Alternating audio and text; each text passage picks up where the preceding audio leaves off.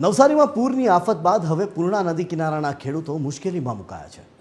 વિરાવળ ગામ પાસે ટાઇડલ ડેમના પાળા તૂટી ગયા અને નદીનું વહેણ બદલાઈ ગયું, જેના કારણે કિનારાની ફળદ્રુપ જમીન નદીમાં ધોવાઈ રહી છે। ડેમ નિર્માણની આ બેદરકારી સામે ખેડૂતોમાં ભારે રોષ જોવા મળી રહ્યો છે।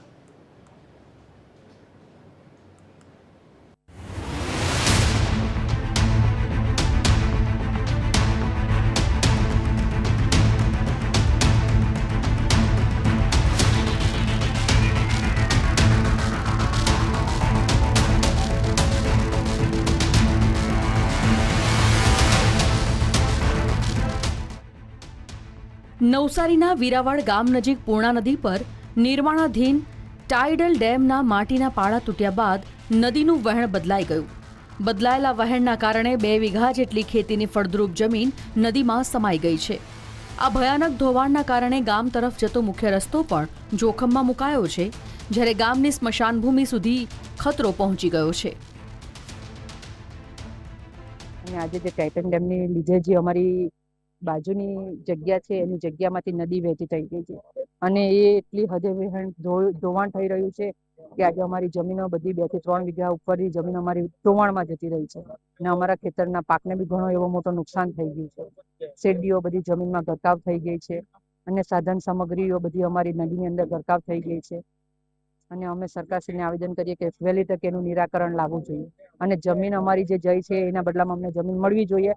સાધન સામગ્રીની બી અમે એવી આશા રાખીએ કે અમને મળે અને નહીં મળશે આગળ જતા અમને કહીએ તો અમે આગળ આંદોલન કરશું એમના માટે। અસરગ્રસ્ત ખેડૂતોનો આક્ષેપ છે કે ટાઇડલ ડેમના પાળા તૂટવાના કારણે જ પૂર્ણા નદીનું વહેણ બદલાયું અને ત્યારથી સતત જમીનનું ધોવાણ થઈ રહ્યું છે। ખેડૂતોની વેદના એ છે કે ભારે નુકસાન સહન કરી રહ્યા હોવા છતાં કોઈ જવાબદાર અધિકારી સ્થળ પર આવ્યા નથી। નદીનો જે પાળો બનાવ્યો હતો એટલે નદીનો પાળો મીન્સ કે જે ડેમ બન્યો હતો, ડેમનો પાળો જે બન્યો હતો તે એકદમ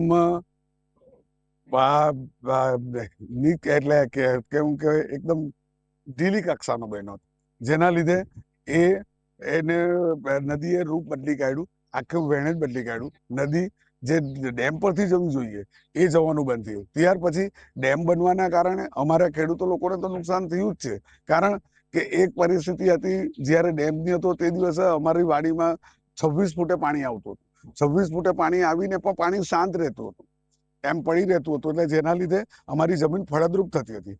હવે એવું થાય છે કે 18 ફૂટે પાણી અંદર આવી જાય છે અને ફળદ્રુપ થવાની તો વાત અલગ છે, પણ અમારી બી માટી લઈ જાય છે, એટલે અમારે આ જમીન તો હવે કોઈ કામની છે જ નહીં।